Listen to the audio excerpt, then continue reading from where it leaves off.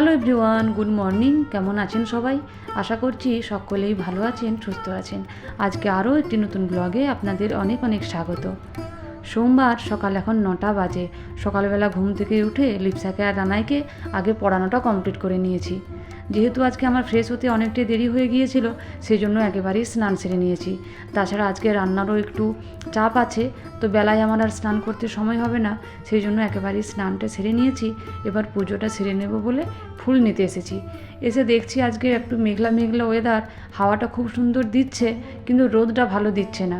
আর আমাদের অনেকগুলো চাল ধোয়া হয়েছে, কালকে অনেকগুলো চাল ধোয়া হয়েছে, আবার পরশু দিনের অনেকগুলো চাল আছে। সব মিলিয়ে বেশ অনেকগুলোই চাল আমরা আজকে উঠোনে রোদে দিয়েছি। তবে মেঘটা দেখে একটুখানি ভয় ভয় লাগছে, পাছে শুকনো না হয় সেই চিন্তায়। ছেলে মেয়ে এখানে মুড়ি খাওয়ার অপেক্ষায় বসে আছে, কখন মা মুড়ি দেবে সেই অপেক্ষায় মা এখানে সবজি কাটছে। ওর বাবা আজকে বাজারটি একটু সকাল করেই করে দিয়ে গেছে, কারণ আজকে একটু রান্নার ব্যাপার আছে। তো সেই জন্য মা আমাকে সবার প্রথমে সবজিগুলো কেটে সব কিছু রেডি করে দিচ্ছে। আর আমি এই যে শ্যাম্পু করে আজকে স্নান করেছি, সেই জন্য মাথাটা আঁচড়ে আর সিঁদুর পরে নিচ্ছি। সকালের বাসি কাজগুলো অনেক আগেই হয়ে গেছে, তো সেই জন্য একেবারেই স্নানটা সেরে নিলাম। স্নানটা সেরে এবার ঠাকুর প্রণামটা সেরে নেব। ঠাকুরকে ফুল সিঁদুর সব কিছুই দেওয়া হয়ে গেছে, পুরোটা আর শেয়ার করলাম না। আর শুধু এখন প্রণাম করাটা আপনাদের সঙ্গে শেয়ার করছি। ঠাকুরকে প্রণাম করতেও যেন ঠিক স্বস্তি পাচ্ছি না, এত আজকে কাজ পড়ে আছে, এত কাজের তাড়া। মনে হচ্ছে যতটা তাড়াতাড়ি সম্ভব ঠাকুর প্রণামটা করে নিয়ে রান্নাঘরে চলে যাই। যাই হোক, তাড়াতাড়ি ঠাকুর প্রণাম করে নিয়ে আমি চলে এলাম রান্নাঘরে। এসে সবার প্রথমে আগে মুড়ি খাবারটা তৈরি করে নিচ্ছি। লিপসা আর রানাই দুজনেই অপেক্ষা করে বসে আছে যে মা কতক্ষণে খাবার দেবে। শুধু অপেক্ষা করে যে বসে আছে সেটাও নয়, রীতিমতো তাড়া দিচ্ছে আমাকে, মুড়ি দাও করে। তো সেই জন্য আগে মুড়ি খাবারটা করে নিয়ে ওদের মুড়িটা দিয়ে দিলাম। আর এইদিকে মা ততক্ষণে মাংসটা পরিষ্কার করতে বসে গেছে। এই কাজটি মায়ের খুব একটি যদিও পছন্দের কাজ নয়, তবু আমার কাজের কথা ভেবে মা কাজটি করছে। আমার অনেকগুলো কাজ একসঙ্গে পড়ে যাবে, মা সেই জন্য স্নানের আগে মাংসটা পরিষ্কার করে দিল। মা সবজিগুলো সব কেটে ধুয়ে বারান্দায় নামিয়ে রেখেছিল, আমি সেগুলো সব টেনে রান্নাঘরে নিয়ে এসে এক জায়গায় জড়ো করে রাখলাম। আর সব সবজিগুলো এক জায়গায় কেটে ধুয়ে বেশ সাজিয়ে রাখা আছে, দেখতে বেশ ভালোই লাগছে। আমার তো বেশ ভালোই লাগছে, সেই জন্য আপনাদের সঙ্গে শেয়ার করলাম। আর এই যে এখানে অনেকটা দুধ আছে, কদিন ধরে এই দুধটা আমি ফুটিয়ে ফুটিয়ে রেখেছিলাম দই বসাবো বলে, কিন্তু দইটা আর বসাবো না। আজকে ওর বাবা বলল যে অল্প পায়েস করতে, তো সেই জন্য এই দুধটা দিয়ে ভাবছি পায়েস করব। তবে এই দুধটা দিয়ে হবে না, আজকের যে টাটকা দুধ আছে সেটাও কিছুটা দেব। এই দুধটা মানে ফুটিয়ে রাখার জন্য একদম সরে ভর্তি হয়ে গেছে। আর এই যে এখানে আমি তেল নিয়ে নিচ্ছি, মা মাংসটাতে মাখাবে।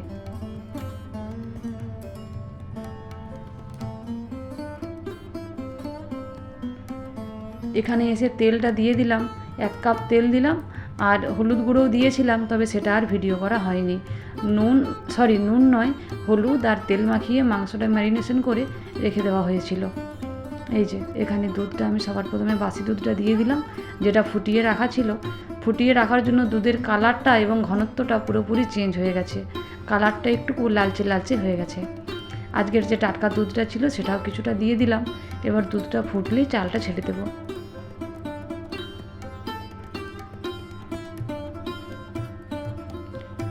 দুধটা ভালোভাবে ফুটে গেছে, এবার আমি গোবিন্দভোগ চালটা ধুয়ে আর দিয়ে দিচ্ছি।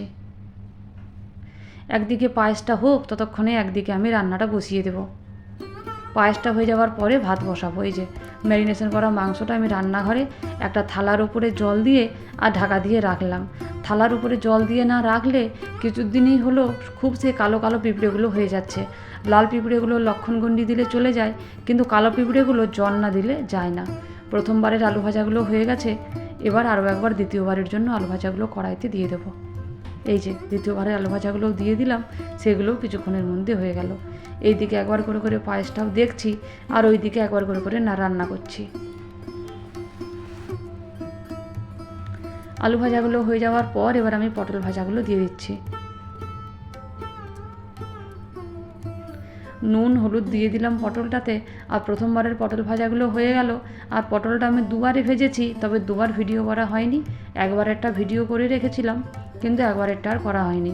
পটলটা ভাজা হয়ে যাওয়ার পর আমি দিয়ে দিয়েছি করলাটা ভাজতে। এদিকে পায়েসটা হয়ে গেছে। পায়েসটা একদমই ঘন হয়েছিল, চিনিটা দেওয়ার পর একটুখানি পাতলা হয়ে গেছে, তবে আশা করছি পরে আরও বসে যাবে।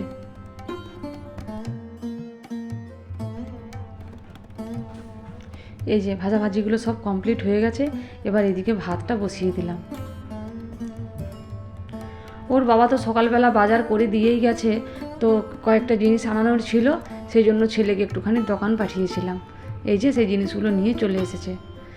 সকালে ভেবেছিলাম যে একদমই রোদটা দেবে না, চালগুলো মনে হচ্ছে শুকনো হবে না, তবে বেলার দিকে দেখছি রোদটা বেশ ভালোই দিয়েছে। এই যে পাঁচফোড়ন, একটুখানি জিরে আর শুকনো লঙ্কা ভালো করে ভেজে দিয়ে পোস্তর আলুটা দিয়ে দিলাম। পোস্তর আলুটা একটুখানি কষে নিয়ে এর মধ্যে দিয়ে দেবো ঝিঙেটা। ঝিঙে আর আলু আরও একটু বেশিক্ষণ ধরে কষে নেব, তারপর এটা কিছুক্ষণের জন্য ঢাকা দিয়ে দেবো।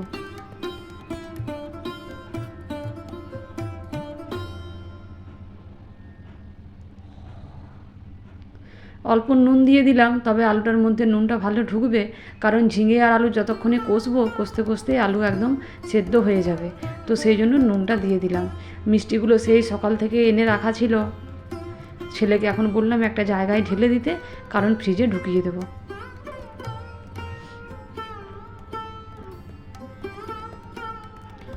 সকাল থেকে এনে রাখাই ছিল, এত কাজের চাপ ছিল যে আমি এগুলো আজার করে আর ফ্রিজের মধ্যে ঢোকানোর সময় পাচ্ছিলাম না, সেই জন্য ছেলেকে বললাম একটুখানি ঢেলে দিতে। ছেলে এসে ঢেলে দিল, এবার এগুলো ফ্রিজে ঢুকিয়ে দেব।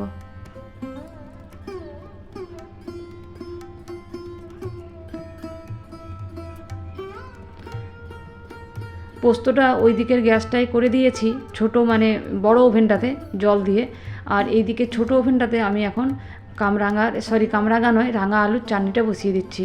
প্রথমে রাঙা আলুটা ভালো করে ভেজে নিলাম, তারপরে এই যে খেজুর আর টমেটো একসঙ্গে দিয়ে দিলাম। একটুখানি নুন দিয়ে দিলাম যাতে টমেটোটা ভালোভাবে গলে যায়, আর একটুখানি হলুদও দিয়ে দিলাম। এবার এটা ভালো করে কিছুক্ষণ নাড়াচাড়া করে নেব। দুটো কাঁচা লঙ্কা দিয়ে দিচ্ছি।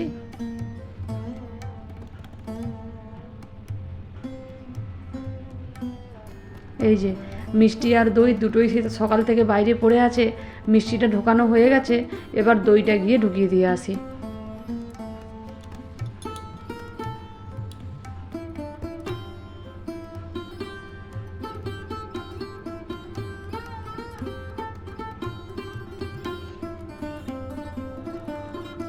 ফ্রিজের মধ্যে দইটা আর মিষ্টিটা রেখে দিলাম, তবে দইটা একদম চাপ হয়ে বসেছিল, সেই তুলনায় একটুখানি ধারে ধারে দেখছি জল জল হয়ে গেছে, তবে ফ্রিজে কিছুক্ষণ রেখে দিলে মনে হচ্ছে আবার ঠিক হয়ে যাবে। মিষ্টিগুলোর জন্য একটা ঢাকা আমি সানাইয়ের হাতে দিয়ে পাঠালাম, ওই মিষ্টিগুলোতে ঢাকা দিয়ে দেবে। আর এই যে রানাই এখন পেঁয়াজ কাটছে। আমি রানাইকে বলেছিলাম যে পেঁয়াজের খোসাগুলো তুই ছাড়িয়ে রেডি করে রাখ, ও বলল যে আমি কেটে দিচ্ছি, তবে কোন সময় ও ছুরিটা নিয়ে কেটেছে আমি দেখিনি, তারপর পরে দেখছি যে ছুরিটা দিয়ে পেঁয়াজটা কেটে দিয়েছে। আদা আর পেঁয়াজ আর টমেটো পুরোটাই কিন্তু ও কেটেছে, পেঁয়াজটা পুরোটাই কিন্তু ও কেটেছে।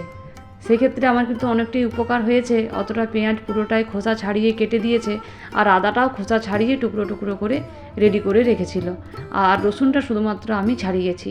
আদা রসুন পেঁয়াজ সব কিছু রেডি করে দিয়েছি। এই যে মাংস এইদিকে বসে গেছে, মাংস এখন কষানো চলছে। ওইদিকে সব কিছু রেডি করে দিয়ে আমি আবার চলে এসেছি রান্নাঘরে। এইদিকে চাটনিটাও হয়েই গেছে, চিনি দিয়ে দিলাম। আগে একটু চিনি দিয়ে দিয়েছিলাম, একটু কম হয়েছে বলে আবার একটুখানি চিনি দিলাম। ততক্ষণে এই যে যাদের জন্য আমাদের সকাল থেকে আজকে এত তোড়জোড়, অবশেষে তারা এসে উপস্থিত হয়েছে। আমার বঞ্জির বর মানে জামাই, আর হচ্ছে তাদের মেয়ে মানে নাতনি, তিনজন এসেছে। আর আসবে আমার দিদির ছেলে মানে আমার বোনপো, তবে সে এখনও আসেনি, আশা করছি কিছুক্ষণের মধ্যেই চলে আসবে।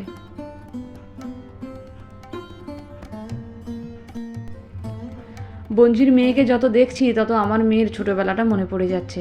যদিও সব শিশুই সুন্দর, আর নিজের নিজের বাবা মায়ের কাছে নিজের নিজের ছেলে মেয়ে একটু বেশিই সুন্দর।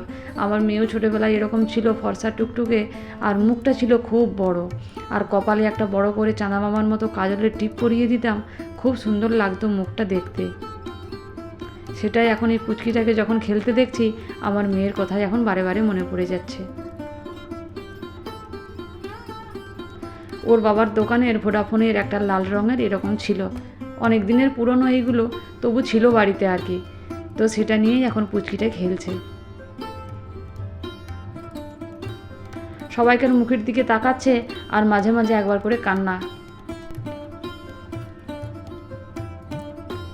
মাংসর যখন মশলা করতে গিয়েছিলাম তখন পোস্তটা ঢাকা দিয়ে রাখা ছিল অনেকক্ষণ।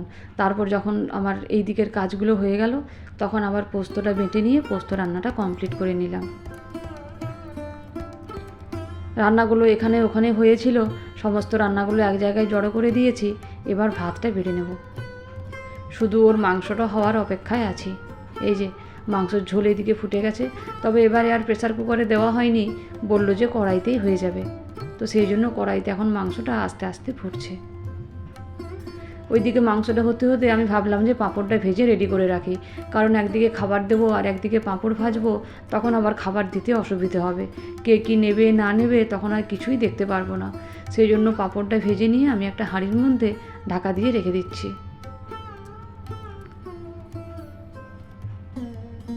পাঁপড়টা ভেজে রেখে দিলাম আর এইদিকে আমি এখন ভাতটা বেড়ে দিয়েছি। জামাইকে আর সূর্যকে মানে আমার বোনপোকে দুজনকে একসঙ্গে দিয়েছিলাম, আর বোনঝির মেয়ে খুব কাঁদছিল, সেই জন্য ও ওদের সঙ্গে খেতে পারেনি। জামাইয়ের খাওয়া হয়ে যাওয়ার পর ও মেয়েটাকে নিয়েছিল, তারপর ডোনা খেয়েছে কিছুক্ষণ পর। খাওয়া দাওয়া সব কিছু কমপ্লিট হয়ে গেছে আর আমি এবার এক এক করে ভেতর থেকে সব বাসনগুলো বাইরে বার করে নিচ্ছি। রান্নাঘরের যে কী অবস্থা সেটা তো আর বলার নয়, আর অনেকগুলো বাসনও হয়েছে আজকে, তবে সব বাসনগুলো আমাদের কাজের দিদিকে মাজতে দেবো না, কিছু বাসন আমি মেজে নেব।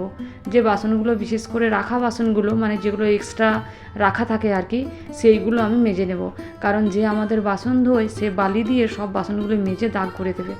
আর অনেকগুলো বাসনও হয়েছে, এই দুটো কারণের জন্যই আমি কিছু বাসন আলাদা করে মেজে নিচ্ছি। তার সঙ্গে গ্যাসটাও ধুয়ে নেব। ওই দিকের বাসনগুলো তো ভালো করে জল দিয়ে দিয়েছি, আর এই দিকে যে বাসনগুলো আমাদের কাজের দিদিরা ধোবে সেই বাসনগুলো তো ভালো করে জল দিয়ে দিচ্ছি। একটা হাঁড়ির মধ্যে ছোট ছোট বাসনগুলো ঢুকিয়ে আর ভর্তি করে জল দিয়ে দিলাম। সেই সকালবেলা স্নান করেছি, জামা কাপড়গুলো এখনও অবধি মেলা হয়নি, তাই সবাইকে খাওয়া দাওয়া মানে সবার খাওয়া হয়ে যাওয়ার পর ভাবলাম যে আগে জামা কাপড়গুলো মেলে দিই।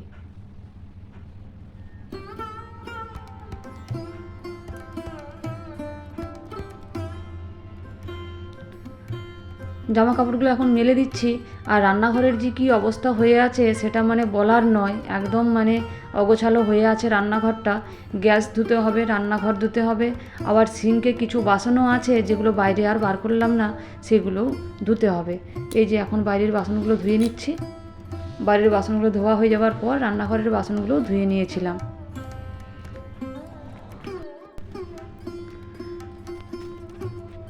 কাজ সব কিছু কমপ্লিট করতে আমার প্রায় 4:30 5টার মতো বেজে গিয়েছিল, সব কিছু ধোয়া মোছা করে কমপ্লিট করতে।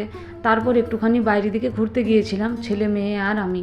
এবার এসে সন্ধেবেলা পড়তে বসিয়েছি, তবে আজকে রাত্রে রান্নার ঝামেলাটা নেই, এটাই যে একটা রক্ষে। দুপুরবেলার মাংসর ঝোল আর আলু আমাদের জন্য রেখে দিয়েছি, আর ওর আম্মার জন্য রেখে দিয়েছি পোস্ত। তো সেটা দিয়েই আমাদের রাত্রেবেলা হয়ে যাবে। আর রুটি করব, রুটিটা শুধু করলেই হবে। আর এখন ছেলে মেয়েদের পড়তে বসিয়েছি, তবে পড়তে বসিয়েছি সারাদিন আমি শুইনি বা বসিনি। এবার এখন পড়াতে কতটা পারবো জানি না, দু চোখ জুড়ে এখন ক্লান্তি আর আলস্য নিয়ে নিদ্রা দেবী এসে হাজির হবে। তবে চেষ্টা করছি একটুখানি পড়াবার, কারণ পরীক্ষা চলছে। তো ঠিক আছে বন্ধুরা, ভিডিওটা আমি আজকের মতো এখানেই শেষ করলাম। সকলেই ভালো থাকবেন, সুস্থ থাকবেন, সাবধানে থাকবেন। দেখা হবে খুব শীঘ্রই পরের আরেকটা ভিডিওতে।